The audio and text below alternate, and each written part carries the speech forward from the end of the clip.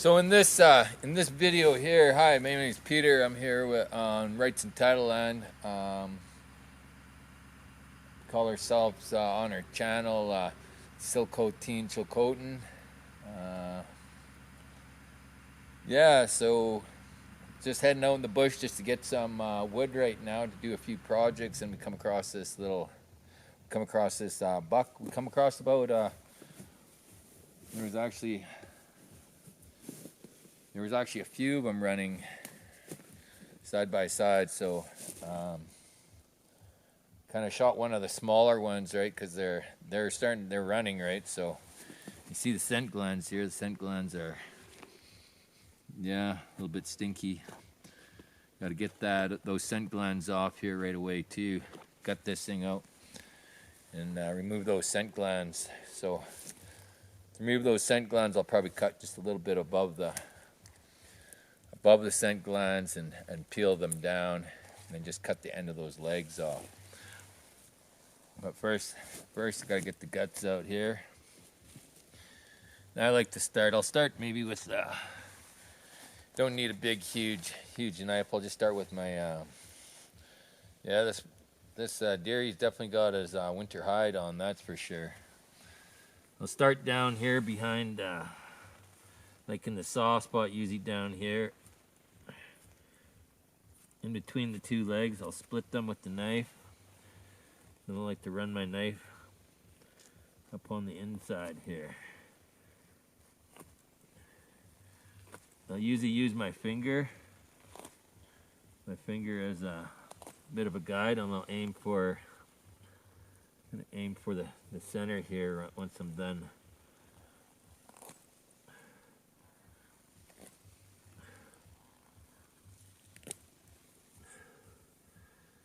You kind of got to do the same thing on both sides.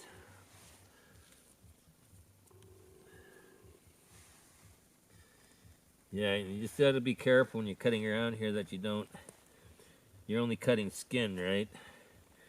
Sure, you'll be cutting a bit of fat and stuff here in a minute, right? But and you'll have to cut through the stomach lining too. But you want to cut this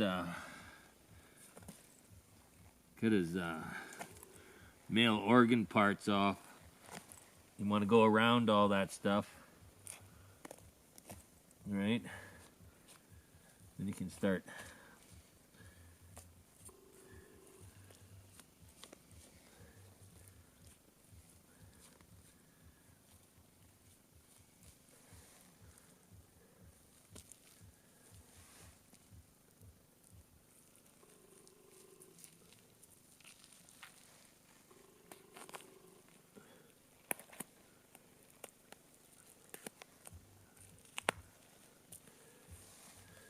And this right here, then we're getting into the stomach lining right here. I'll just skin up a little bit more, then I'll come back and open up that stomach lining a bit.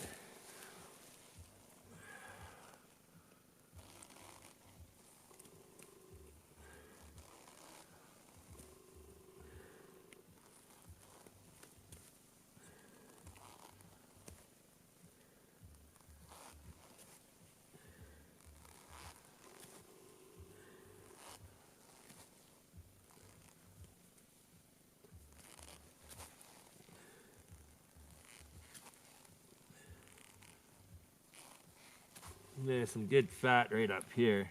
This is just below the brisket. Fat's gone a little bit pink. That means they're running right now, right? With that many bucks around right here, never really seen that many right in this area, so I'm presuming they're probably kind of moving through before the snows hit the mountains here. So it was just probably just good timing on my behalf to be right here in the right spot at the right time.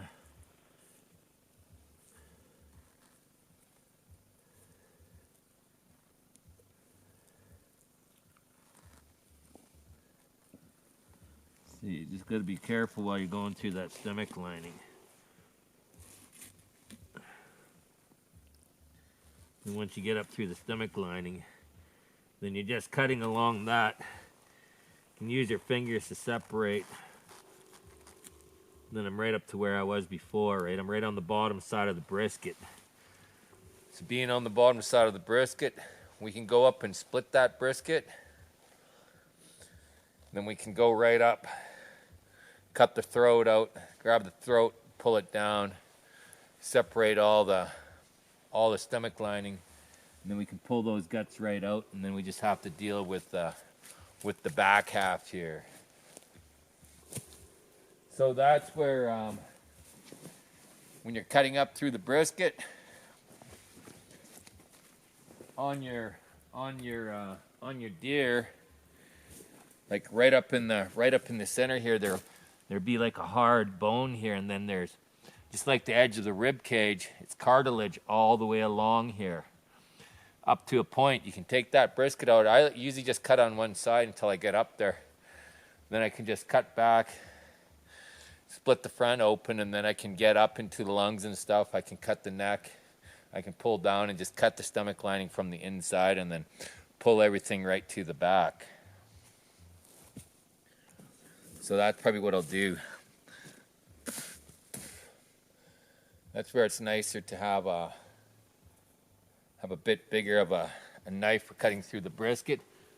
But you can do it with, where's my knife? Right back here. No, it's not.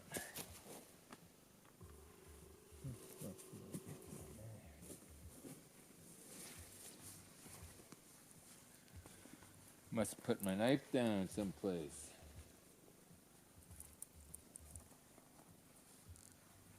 No, I went to put my jacket down.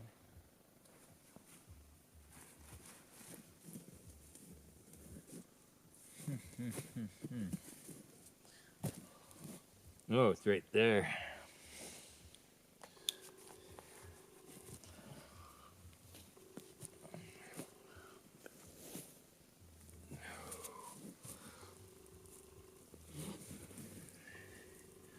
Yeah, this deer, because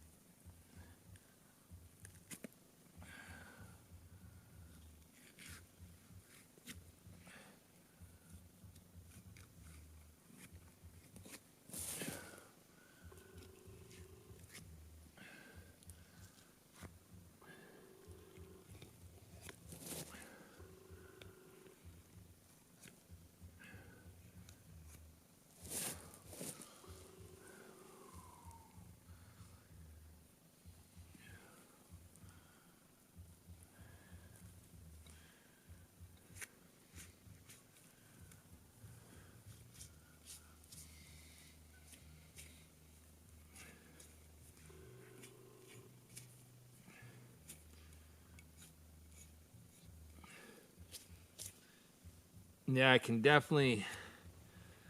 This deer's definitely a bit stinkier than the last one I shot, right? The last one I shot wasn't too bad.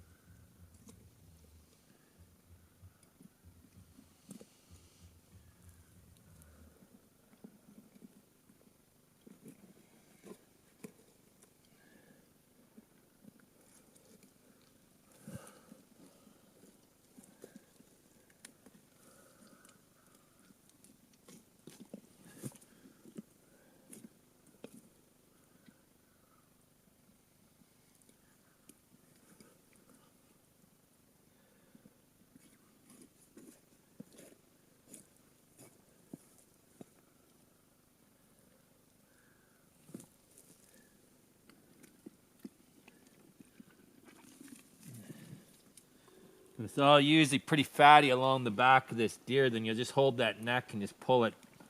Once you cut the neck, you just pull it all down.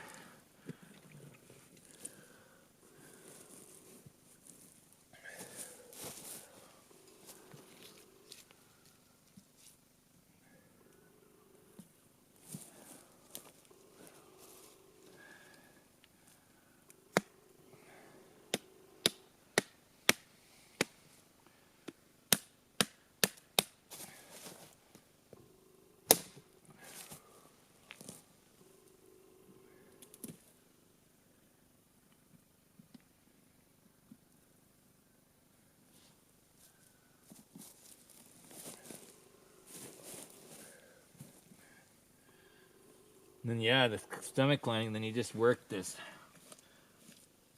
stomach lining around until you get to the back. Both sides, you kind of got to cut it.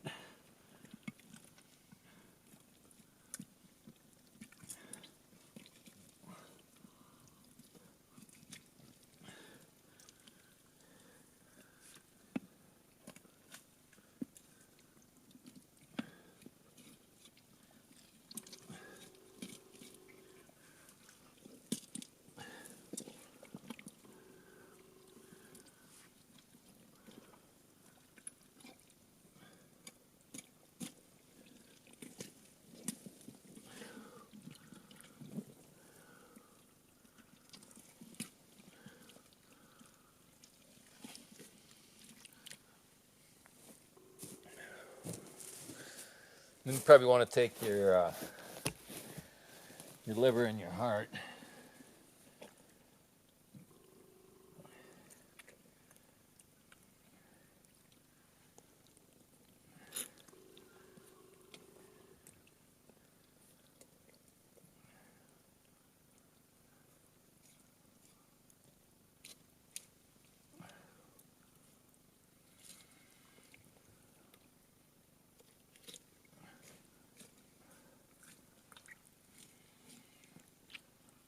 Well,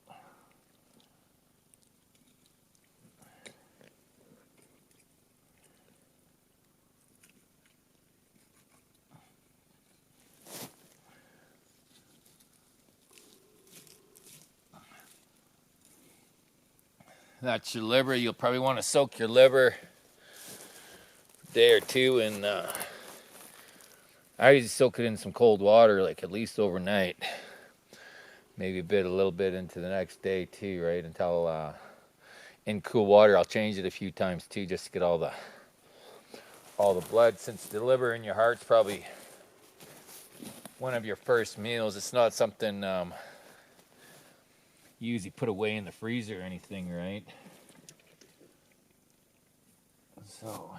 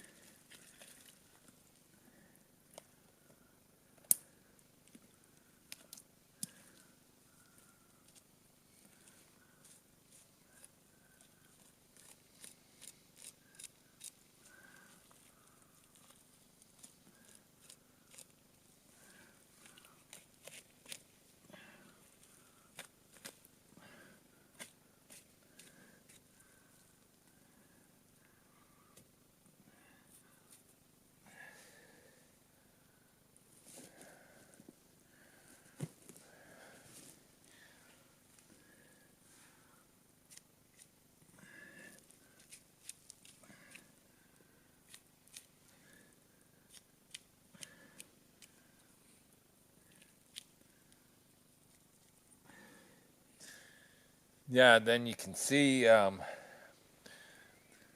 have his male organs here, right? They're kind of on the outside, and they come back in through just below his rectum. So you want to cut that back, and then that's still attached to, like, this part of some of his organs up here are his stomach and stuff up here.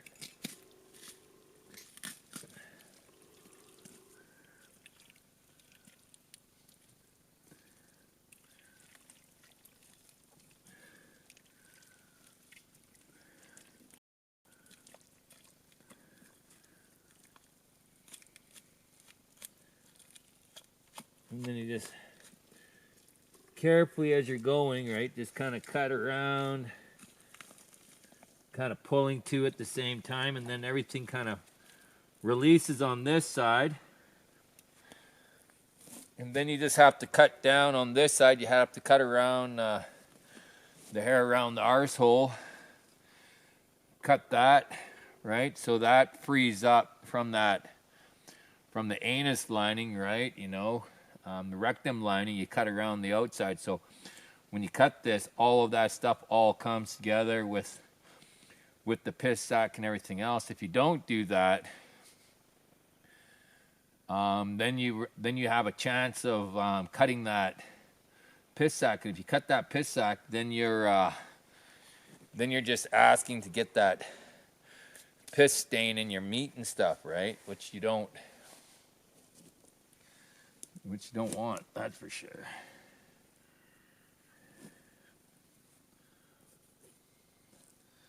So yeah, you just keep on cutting the hide here all the way right up to the butthole. And then the butthole, then you just have to cut around that.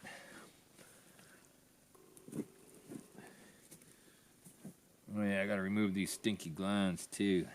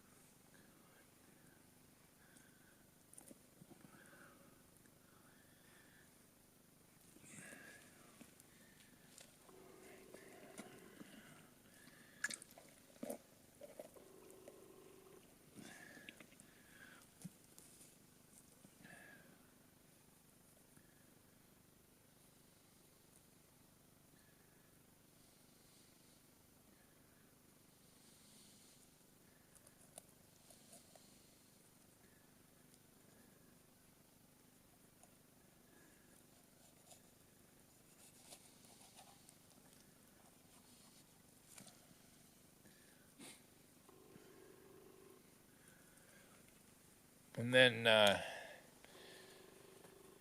you can cut up on the inside of that, or else to see what you're doing better, right? Because sometimes where the tail and the anus is, or where the anus is connected to the shit sac and stuff like that, and the balls and the piss sac, we're all kind of up inside of this little cavity in there. So you have to, you want to break that. You want to break that bone. That's what I like to do, right? So I've got my knife here. I usually find maybe a nice piece of stick or something to give it a whack with.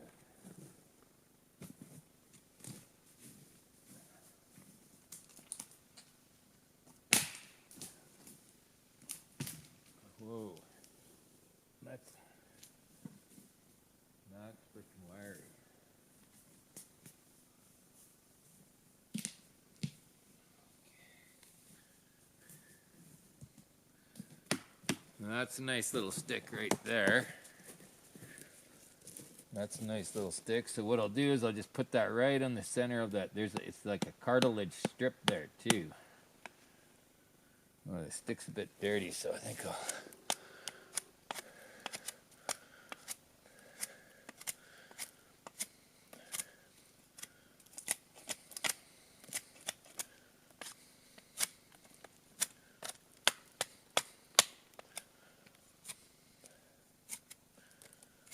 We're just knocking a bunch of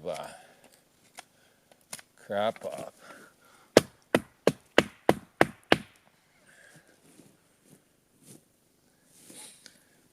Yeah, you kind of want to keep your meat as clean as possible. So you hit that pretty much right dead center, right? So that just split that, because it's a little bone there, but if you when you split right down the middle, that bone is cartilage. It's all cartilage. So you'll crack that a few times, and then now you can look inside and you can see everything that you're trying to cut out here, right? Then you know you're not gonna mess up and cut the...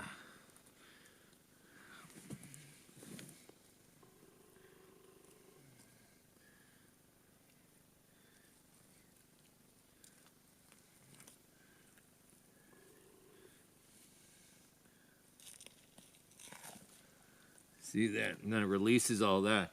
It's not a big deal if you cut the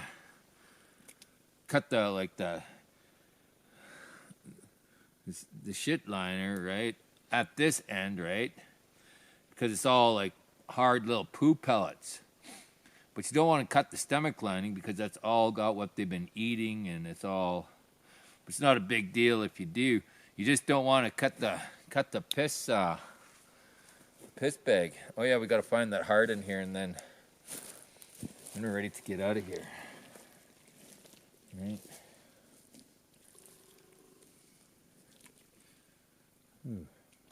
Oh yeah, I should get those scent glands off here too right away.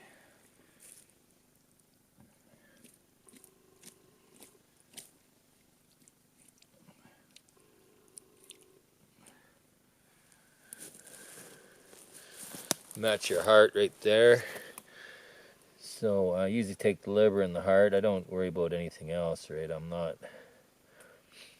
Wasn't really taught too much more than that. I know traditionally the natives used to take everything. My mom's used to say, like the belly fat and stuff like that. They used to cook that over the fire, and it would it would turn, it would like expand and like pop and sizzle and stuff, right? Okay, now these scent glands. So I think I'll take this deer probably from about up here, I guess.